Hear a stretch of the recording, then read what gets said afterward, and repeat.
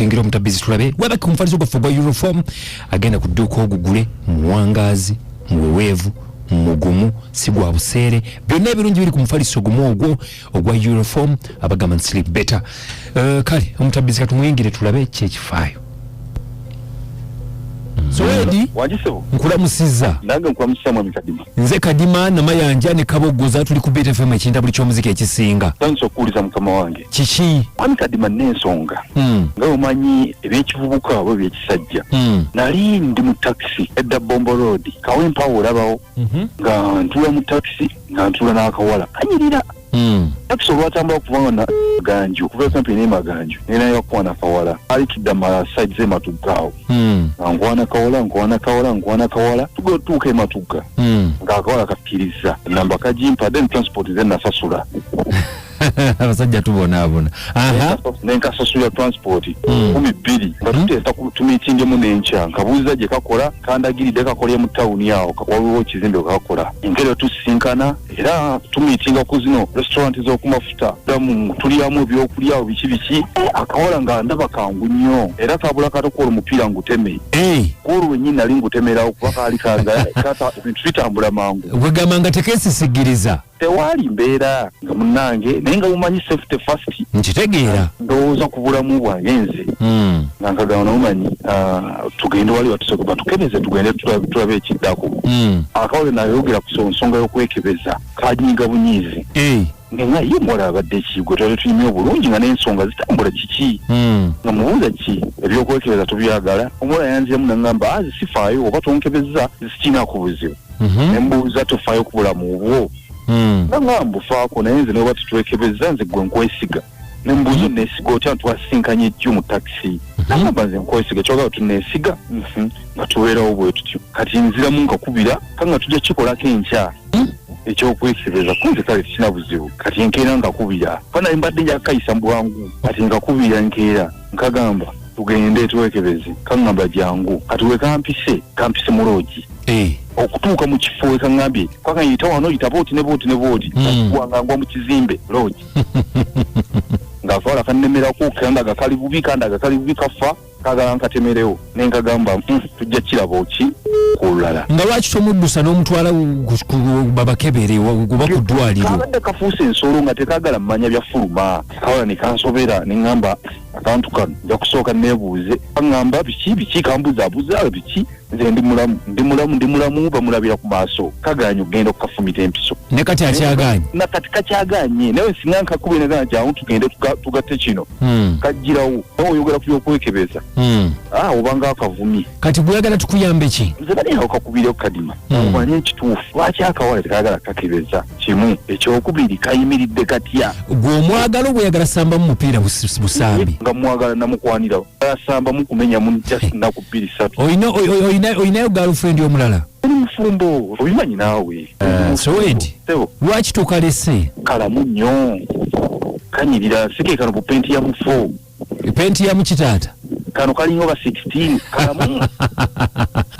siwagira nnyo bikolwa byakwenda naye nga bw'oyagadde mukubirira essimu sijja kugaana nja mukubirira mubuuze gwe lwakuba oŋŋambye eki ekibintu oyagala kusamba mu busambi omala olekaawo ekige mazima sagala ngulimbe sena gye nkalaza olina gy'omulaza ne bw'oba okalabyeko naawe osooka ngoba kati n'okatwala toyogera bwoti gw'omanyi byenjagala kyoyisiza ng'ozimanyi gwe n'okalabako omuwala yaani bakayita Shadiya abeera matuggeera kabeera matugga we kaŋŋambye kabeera matugga kale katumukubireko tulabe lwaki tujja kwogera amanyi erinnya ya Soedi amanyi ya Soedi ye namugamba lwakuba ayinza okuwulira obinga mukukale kankiyiye wano njogereko naye nze amanye kaba kalamu kyankateme nti obiyisizza mu bwangu kale kamukubireko wano ndabe kale so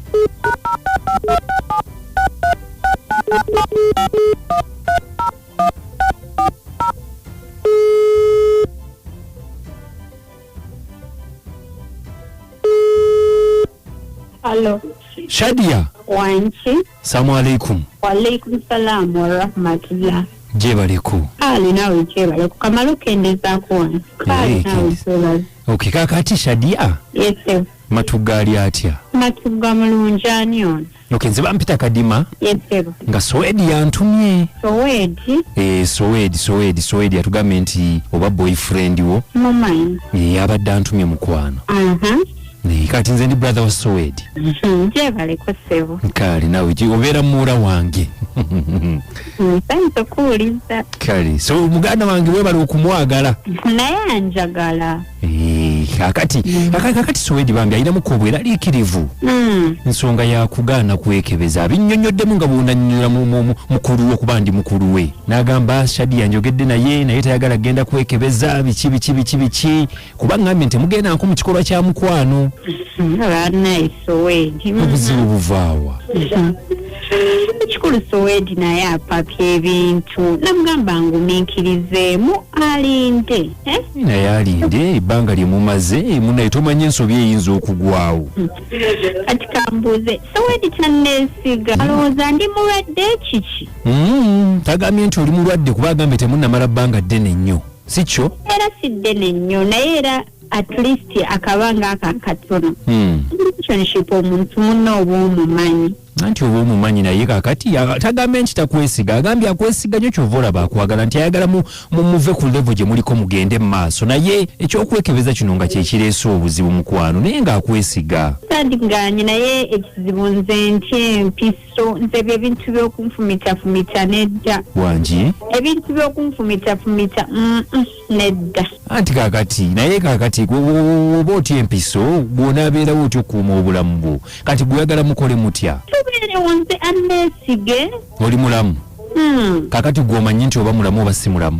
Simanyi naye nze bwe ndaba nga mulamu. Tokebezesanga maaso mukwano bw'ayinza okuba nga oli mulamu ate nga ye si mulamu kati obulamu bwo bambi bwafuddeko. Lama naye simanyi na bwengenda kikola nze kuva buto gw'olaba ntyempiso. Bambi nsaba mukwatagane kuba bambi abadde akwagadde ate nga naawe nkuwulira nga amwagala naye mwekebeze.